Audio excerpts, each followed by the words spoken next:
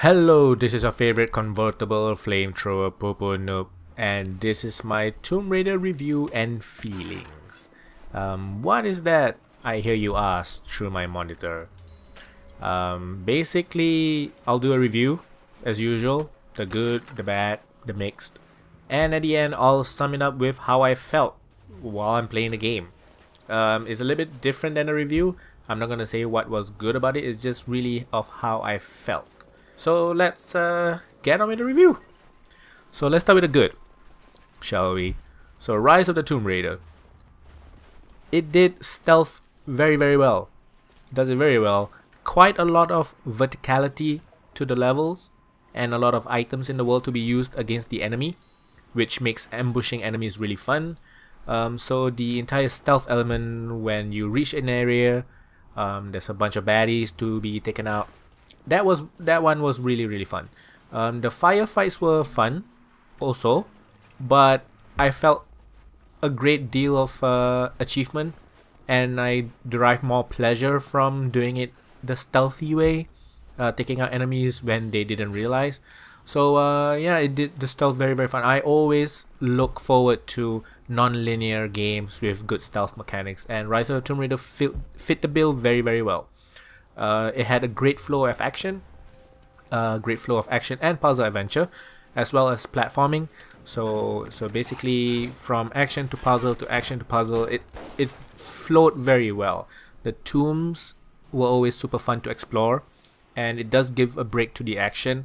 So that's why I call Rise of the Tomb Raider a proper action adventure game.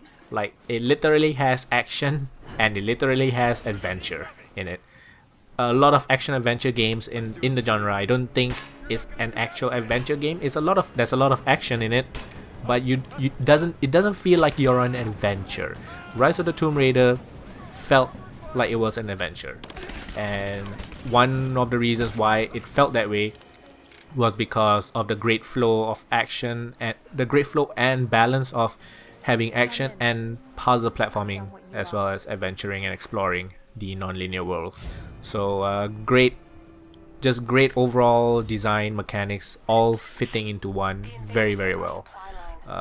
It had enough progression to keep things interesting. Crafting was done well.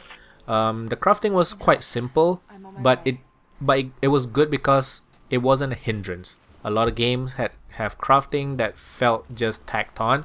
This one does not feel tacked on. It doesn't become annoying. The crafting is not important to the game. It's important for you to get better at it, but I wouldn't say it's essential to your experience. You can even maybe challenge yourself by not making your weapons better and try to just play the game with your stock weapons. That might be an interesting challenge. I love the Zelda-like mechanics of acquiring new equipment through the story missions, and which open up areas which you have to backtrack. I know a lot of people are not super into backtracking, but backtracking is easy in this game because it has fast travel. A lot of fast traveling points might break the immersion a bit, I get it, but when you have backtracking, I totally appreciate that I get to fast travel. You can opt not to fast travel so that it doesn't break the immersion, but I welcome the fast travel because I'm not really into backtracking. But I do like the fact that I can get new equipment and then going back to an old area, and that equipment gives me access to areas that I did not previously have access to. I like that a lot. And like I said, the mix of open world areas and the linear story levels it just felt really good. The flow of the entire game just felt good. Like I never felt there was a downtime. Even those times where I was hunting animals for resources to craft my to make my weapons and items better, I just didn't feel there was any downtime. It was just filled with action and a lot of things to do. I love how it's basically open area, linear area, open area, linear area. I like that. And the set pieces in this game is amazing to play through. The only thing that is bad about the set pieces, it's that they are set pieces and you can only play through them once. So that really kind of sucks. But there is a mode. I can't remember the name of the mode right now, but basically it lets you play through different challenges. It also lets you play through chapters. So I'm guessing you get to play through the set pieces that way. But yeah, great mix of open world areas and linear story levels with set pieces to just give you a blast. The set pieces did not feel, it didn't get old because there were not a lot of them. The game was not littered with them. So it felt very, I welcomed the set pieces because there were just not many of them.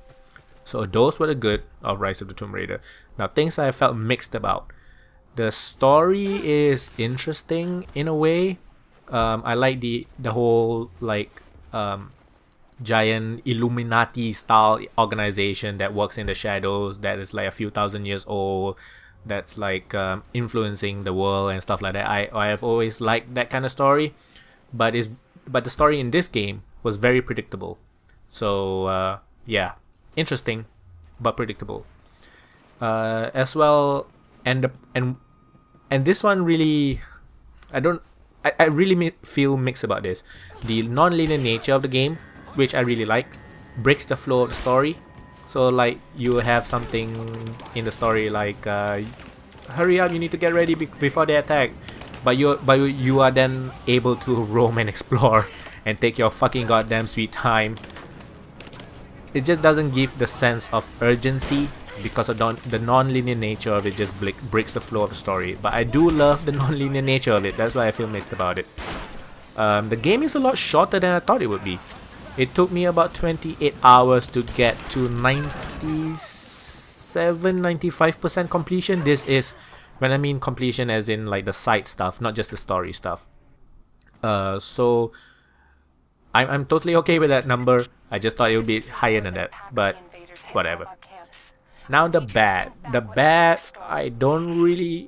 is not really about the game per se, but a decision by probably the publisher Square Enix to take out a mode from the game and making it paid DLC.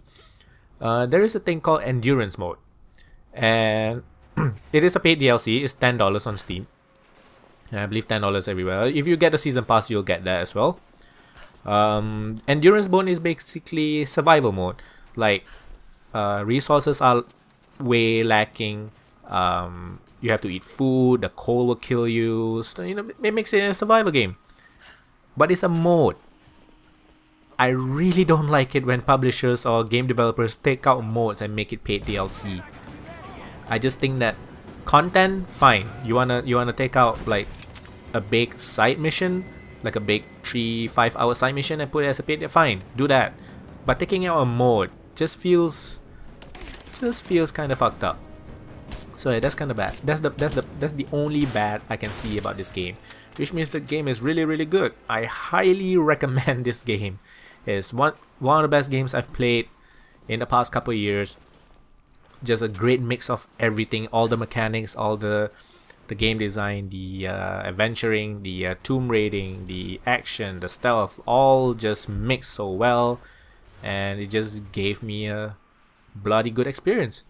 And I believe on Steam there is a bundle with Just Cause 3, so I think that's a pretty good bundle.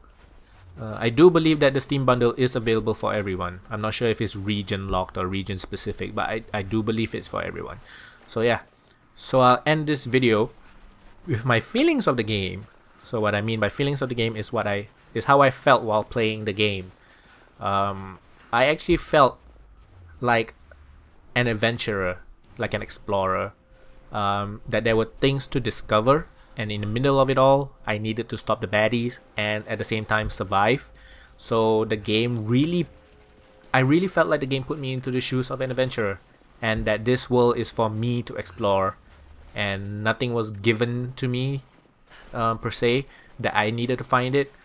So yeah, that was how I felt when I was playing the game, and fucking highly recommend it. If you've ever liked, I think Zelda fans will like this a lot.